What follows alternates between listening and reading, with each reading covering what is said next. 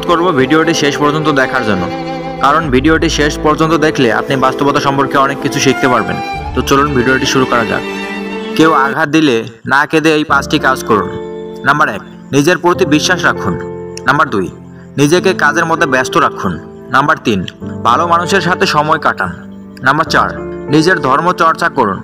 Number 5, মায়ের সাথে বন্ধুত্বপূর্ণ সম্পর্ক গড়ে তুলুন, কারণ এই পৃথিবীতে মাই একমাত্র ব্যক্তি যিনি আপনাকে নিঃস্বার্থভাবে ভালোবাসেন। বর্তমানে মানুষ সত্যবাদীকে বলে বোকা আর মিথ্যাবাদীকে বলে বুদ্ধিমান।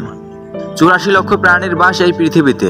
মানুষই শুধু রোজগার করে, বাকি প্রাণীরা কিন্তু অনাহারে মরে না। আর মানুষই একমাত্র প্রাণী যাদের পেট কখনো ভরে না।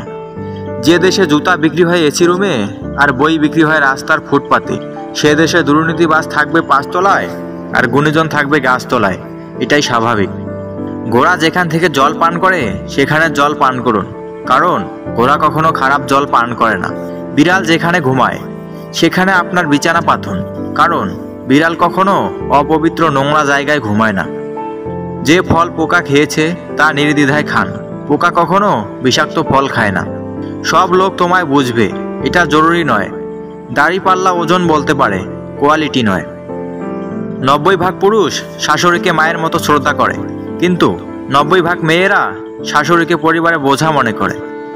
বুদ্ধিমান মানুষেরা কখনোই এই 2টি কাজ করে না।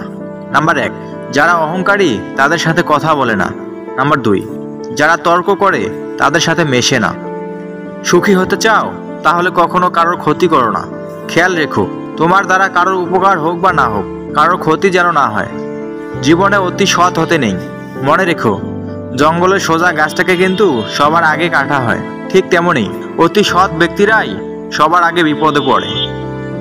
কারোর ক্ষতি করার আগে মনে রেখো, তার কান্নার প্রতিটা ফোঁটার হিসাব সৃষ্টিকর্তা তোমার কাছে চাইবে একদিন। মন পরিষ্কার রাখুন, কারণ শেষ হিসাবটা অর্থের নয় কর্মের হবে। পুত্রকে চেনা যায় বিবাহের পর, কন্যাকে চেনা যায় যৌবনে, স্বামীকে চেনা যায় স্ত্রীর অসুস্থতায়, আর স্ত্রীকে চেনা যায় স্বামীর দরিদ্রতায়। বন্ধুর পরিচয় বিপদে, ভাইয়ের পরিচয় লড়াইয়ে, আর সন্তান চেনা যায় বার্ধক্যে। মানুষ বড়ই আজব প্রাণী।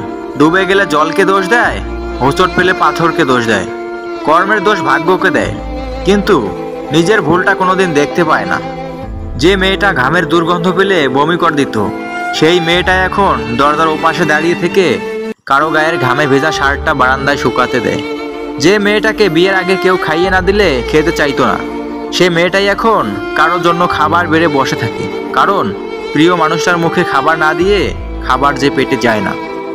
যে মেয়েটার ঘর সব সময় অগোছালো থাকতো, সেই মেয়েটি এখন পুরো একটা পরিবার গোছায়। ঘরের প্রতিটি কোনায় কোনায় তার পদার্পণ, কারণ সে এখন মেয়ে নয়, কারো ঘরের বউ। যে মেয়েটার ঘুম ভাঙানোর জন্য মা প্রতিদিন বকা দিত, সেই মেয়েটি এখন বাড়ির সবাইকে ডেকে তুলে, কারণ এই বাড়িতে সবার আগে তাকেই উঠতে হয়। যে মেয়েটা রান্নাঘরে কখনোই উকি দিয়ে দেখেনি, সেই মেয়েটাই এখন রান্নাঘরের শ্রেষ্ঠ রাঁধুনি, যার হাতের রান্না না খেলে পরিবারের কারোই তৃপ্তির ঢেকুর ওঠে না। যে মেয়েটা একসময় প্রচুর হাত খরচ করত, বাবার কাছে এটা সেটা বায়না ধরত, সেই মেয়েটাই এখন অনেক কৃপণ হয়ে গেছে, কারণ সে বুঝতে শিখেছে তারও এখন একটা সংসার আছে। সে মেয়েগুলো আর কেউ না, আপনার মা, আপনার মেয়ে, বোন, আবার কারো সহধর্মিনী। আসলে মেয়েরা জন্মগতভাবে পরিবর্তনশীল হয়। বাবার সংসার থেকে স্বামীর সংসারের মধ্যেই তাদের জগৎ সংসার। মেয়েদেরকে ভালোবাসতে শিখুন। তারা যতই খারাপ হোক না কেন, তারাই কিন্তু আপনার জীবনের সব কিছু। জন্ম হতে মৃত্যু পর্যন্ত কোনো না কোনো মেয়ে আপনার পাশে থাকবেই, আপনাকে সাহায্য করার জন্য। সবচেয়ে বড় অন্ধ সে যে নিজের দোষ চোখে দেখে না। সবচেয়ে বড় অশিক্ষিত সে যে নিজেকে সর্বদা নির্ভুল মনে করে। যাকে ভালোবাসো তার চোখের কাজলে যেভাবে মুগ্ধ হও, বহুদিন পর চোখের নিচে কালি পড়লে সেই মুগ্ধতা থাকবে তো। দেয়ালে পিঠ থেকে গেলে থেমে যেও না, দেয়ালটাই ভেঙে ফেলো, পিছন দিয়ে ঘুরে আবার সামনে এগিয়ে যাও, এবার অন্যভাবে, অন্য পথে। জীবনে যখন একটা দরজা বন্ধ হয়ে যায়, তখন নিশ্চিত জানবে সৃষ্টিকর্তা তোমার জন্য অপর একটা দরজা খুলে দিয়েছে। ভিডিওটি শেষ পর্যন্ত দেখার জন্য আপনাকে অসংখ্য ধন্যবাদ। আপনি যদি আমাদের চ্যানেলে নতুন হয়ে থাকেন, অবশ্যই চ্যানেলটি সাবস্ক্রাইব করে পাশে থাকা বেল আইকনটি প্রেস করে দিবেন। ধন্যবাদ।